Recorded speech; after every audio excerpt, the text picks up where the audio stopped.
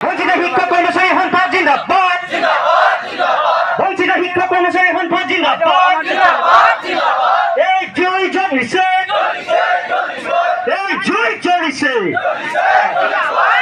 ভাতৃ সংগঠনবোৰ জিন্দাবাদ আমাৰ দাবী ন্যায্য দাবী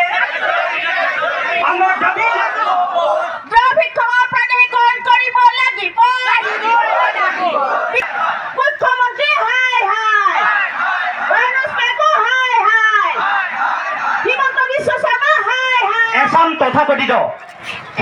এছাম তথাকথিত শিক্ষক সংগঠনৰ নেতৃসকলে খুব চেষ্টা কৰিছিল কিন্তু সেই চেষ্টা তেখেতসকলৰ বিফল হ'ল ধাৰা বুলি আপোনালোকে ভাবক কাৰণ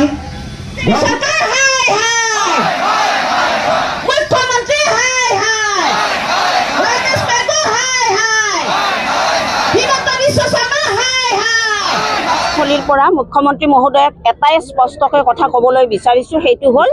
2017-18 চনৰ যিখন আইন আপুনি অহা নৱেম্বৰ মাহত সংশোধনী আনিম বুলি আপুনি ছ'চিয়েল মিডিয়া যোগে আপুনি জনাই আছে সেই সংশোধনী আইনখনত এই বঞ্চিত শিক্ষকসকলৰ নাম আহিব লাগিবই আৰু যদি আমাৰ নাম নাহে তেতিয়াহ'লে আজি এই প্ৰতিবাদস্থলীৰ পৰা কৈছোঁ আপোনালোকৰ চৰকাৰৰ এই অন্তিম সময়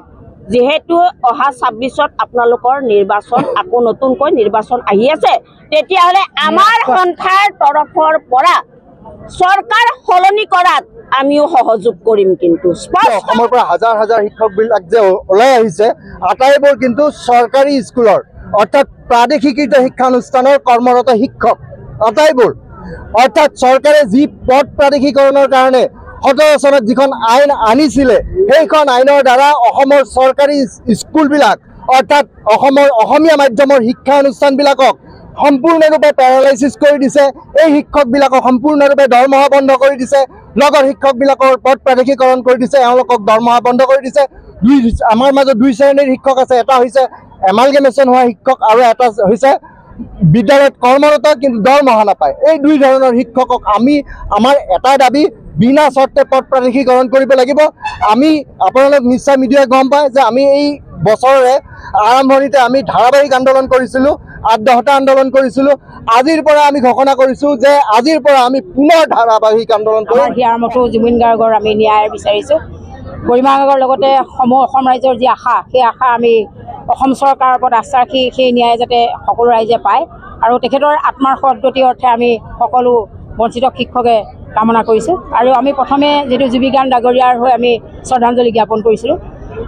আপোনালোকৰ জৰিয়তে আমি এটা কথাই জনাব বিচাৰোঁ যে আমাৰ 2013 আৰু 21ত প্ৰাদেশিক শিক্ষানুষ্ঠানৰ বঞ্চিত LPৰ পৰা কলেজলৈ আমি যিসকল শিক্ষক বঞ্চিত হ'লোঁ বিভিন্ন কাৰণত আমি আজি বহুদিনৰ পৰা আন্দোলন কৰি আছোঁ এতিয়ালৈকে হয়তো এই আন্দোলনটো আমাৰ